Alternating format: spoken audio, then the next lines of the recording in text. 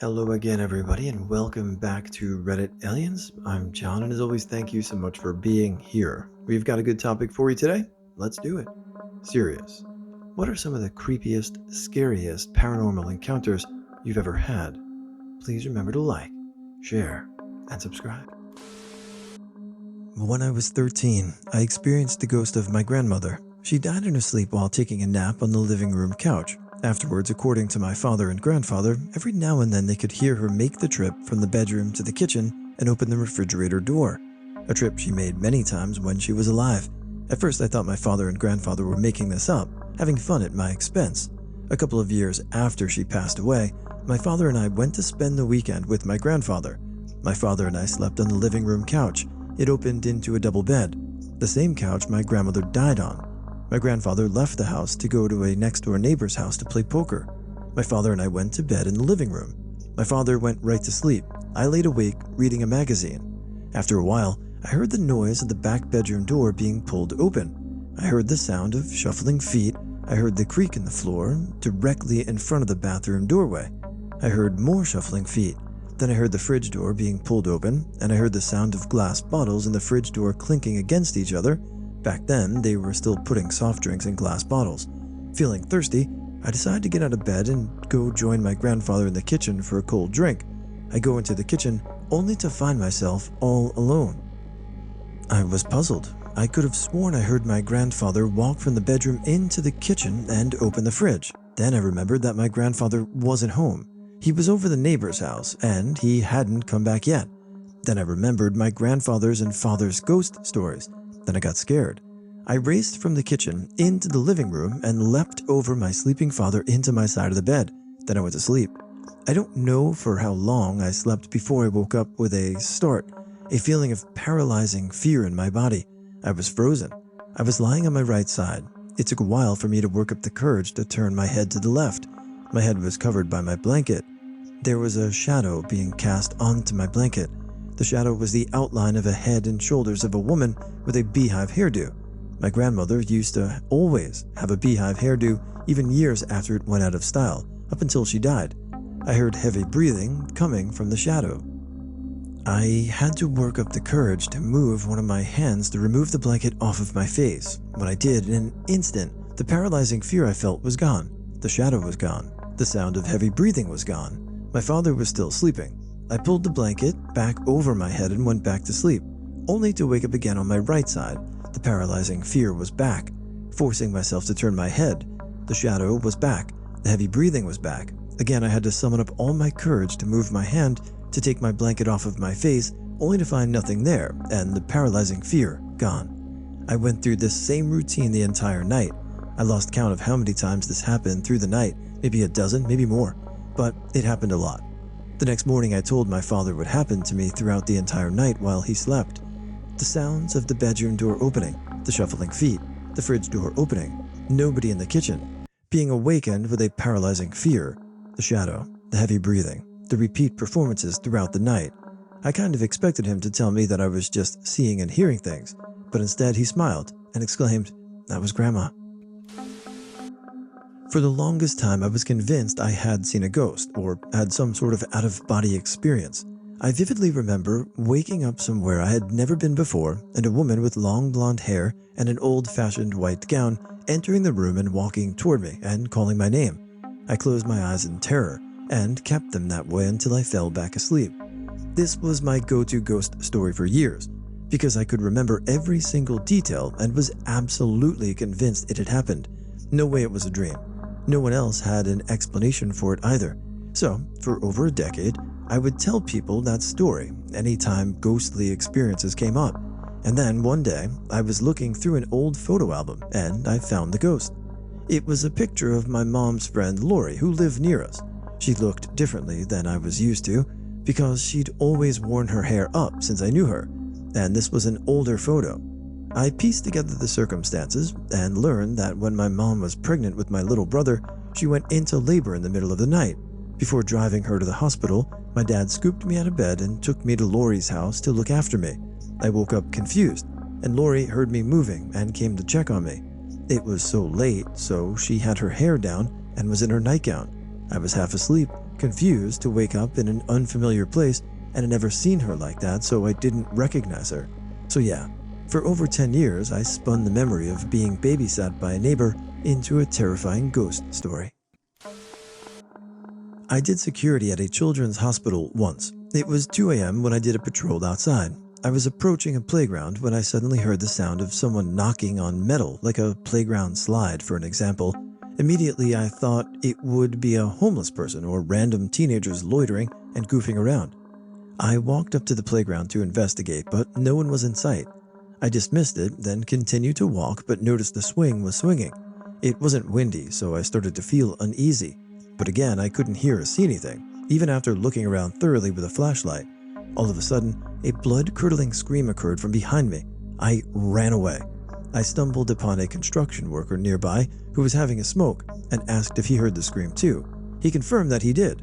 I told my coworkers, we did a patrol as a group and checked all the cameras, and there was nothing. I found it funny where the first sentence said that I worked at a children's hospital once, so I wonder if this one experience made you say like, okay, I'm out, or if you were just rotating through a job, but made me laugh. I've had a few in the apartment I live in, but the craziest one that comes to mind happened about 6 years ago.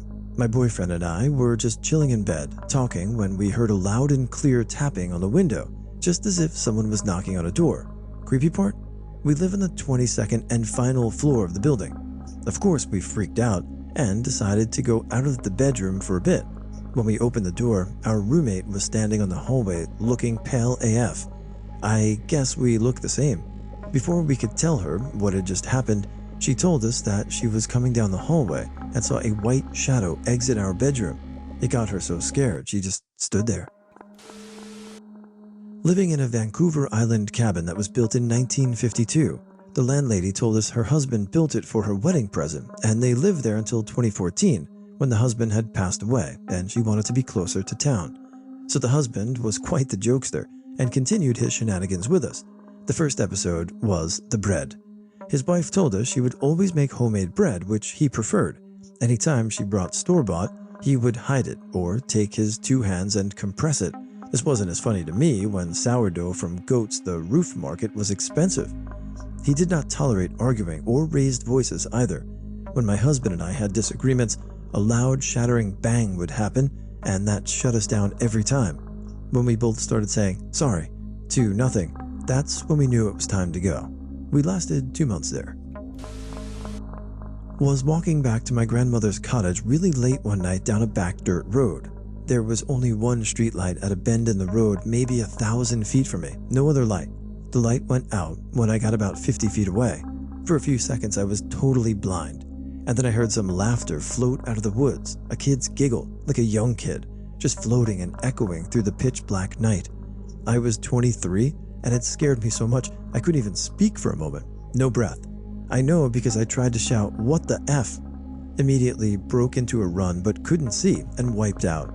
Had to literally look away from where I was trying to go, using only my peripherals to book it around the bend and onto a paved road with lights. Ran all the way home. Tourist beach town in the summer. Probably just some kid laughing really loud late at night on vacation with their family, but holy shit. This isn't a paranormal experience, but I often wonder how many other people's paranormal experiences can be attributed to a similar scenario. I was about 20 at the time and was back home from college on a visit. My friend Ian and I were having a few drinks and entertaining 2 girls we knew from high school. As 2 romantic hopefuls, not quite old enough to go to the bar, we opted to go drink at a secluded beach we knew of. To get to said beach required walking through a thick forested area, and despite it being dark, everyone seemed fine with the idea. We head on over and begin our trek, something we had done without incident several times. However, this time we immediately realized something was off. There were no frogs or bugs. The forest is silent, absolutely nothing but a calm stillness. Ian and I quietly mentioned to each other that this usually meant a predator is around, but we'd had a few at this point and decided we were probably the scariest thing out there. We continued down the path quietly, but on a slightly heightened alert. Then we noticed the smell. The forest smelled off, almost like a mixture of dirty clothes and bad breath. Again, we were concerned, but at this point we were almost there, so here was no sense in turning back. The last part of the path cut through a marsh lowland that connected the barrier island to the mainland. It is admittedly creepy as F, with old winding trees covering the path. What little light we had from the moon was now being blotted out by a twisted latticework of branches. We began to traverse this path and are about midway through when I heard it, a pronounced mechanical click, like a Snapple bottle cap being popped. Ian and I froze, and before we could localize where the noise came from, we heard it again from a different direction. There was a brief pause, and then the forest simply stood up. A dozen figures, vaguely silhouetted by moonlight, stood and began to move toward us from all directions. Without hesitation, Ian took off into a full sprint. I go to follow, but pull back after deciding I couldn't leave the girls alone to be murdered. As they realized what was happening, they began to scream, the kind of scream you only let out when you're absolutely sure you're effed. As I grabbed them to get them positioned to run, I turned and the path was now blocked by obscured figures. It was game over. No way out. Hopelessly outnumbered by figures that didn't even appear to be human. I kept the girls behind me and got ready to make my last stand. I was terrified, but the adrenaline rush kept me calm. The figure closest to us ceased its advance. An arm reached up from its center mass and pulled off a helmet that had foliage strapped to it, revealing a man's painted face. He began to speak as I stood before him in utter disbelief. He identified himself as an officer in the Marine Corps and explained they sometimes run war games on this stretch of land, which I learned is public access but owned by the Navy. They were unsure if we were part of the exercise or not, hence why they advanced.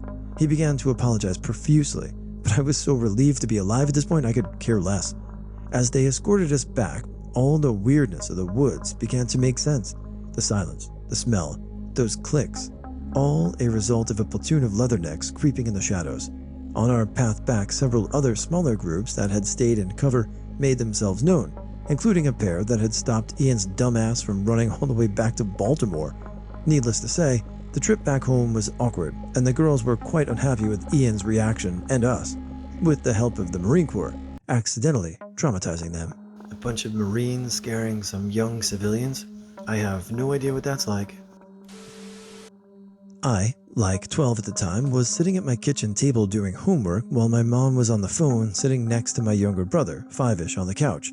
He starts talking very matter-of-factly while giggling and looking at the ceiling, says, "Yeah, I'll follow you," and starts walking towards his room. Mom and I follow out of curiosity. He's standing mid-room, staring in the corner ceiling, quiet except giggles. We enter the room and he says, "You were right, they followed me," and proceeds to try and rush past us to close his door. I put my arm in the way and pushed it back open. He started saying, "But the spider lady's hungry." I know it's likely just child imagination, but F that shit. We live in an old house, about 100 years old. When our daughter was younger, 2 to 3 years old, she started talking at night before she'd go to sleep. But it wasn't just random babbling, but rather full-on conversations, or rather, it was her side of answering questions in a conversation. We'd listen to her on a baby monitor answering lots of questions. She'd say things like, "Mommy's name is X. Daddy works in a tall building. Mommy has brown hair." Things like that. It would go on for 30 plus minutes. Several times we would go in there because the conversations were so detailed that we couldn't imagine that she could invent enough questions on her own to be answering them. But she'd always be alone. We'd ask her who she was talking to, and she'd look confused and say, "Nobody." That is, until one morning after a couple of months of these questions going on, wife and I are in the bathroom getting ready, and daughter comes in and asks, "Mommy, does the flying man come into your room too?" My wife turns pale and asks, "Who?" And daughter says, "The flying man, who asks all those questions." Needless to say, wife freaked out, and I thought it was weird as hell too. We have a neighbor who claims to be a medium. She said she thought we had a poltergeist, which she described as a playful, childlike spirit that is rarely harmful, unlike what the movies show. She says she could probably get rid of it for us. I didn't like the sound of that "probably," especially if she said there are sometimes malevolent. In any event, it didn't really seem to scare our daughter at all, and after a few weeks later, the conversations stopped. I was solo hiking the Appalachian Trail. Got the feeling I was being watched right around sundown. Turned around and looked down the slope of the trail, made eye contact with the biggest owl I've ever seen, sitting on a branch about 30 feet up, only it didn't look exactly like an owl. It was owl-shaped. It had the reflective eyes, but it looked like a human crouching. My human brain instantly shut off, and the only thought I could form was fire. So I built a damn big fire and stayed up the entire night while sharpening spears. Crazy how fast our brain devolves back to a caveman's when we're threatened with the unknown. Also, the first time I told that story to someone, they told me about skinwalkers, and man, I don't believe in a ton of cryptid paranormal stuff, but that night made me a believer in them, at least. I love the primitive brain, and I love how we can switch into that type of survival mode. That is a really interesting story. I love owls, so really cool. Thank you for sharing. Growing up, we had a small room in our basement we used as a storage and for our deep freeze. Anyways, one day I was throwing some bread in it, and when I closed the door, adding in, we took the doorknob off and put in another door and used a door lock hasp on the top. Anyways, I latched it shut, and someone or something started violently trying to open the door, but the latch was the only thing holding that door closed, and I never ran so fast out of my basement. Everyone knew that specific room was not good vibes, and that happened confirmed our suspicions. We named the ghost in our house Charlie.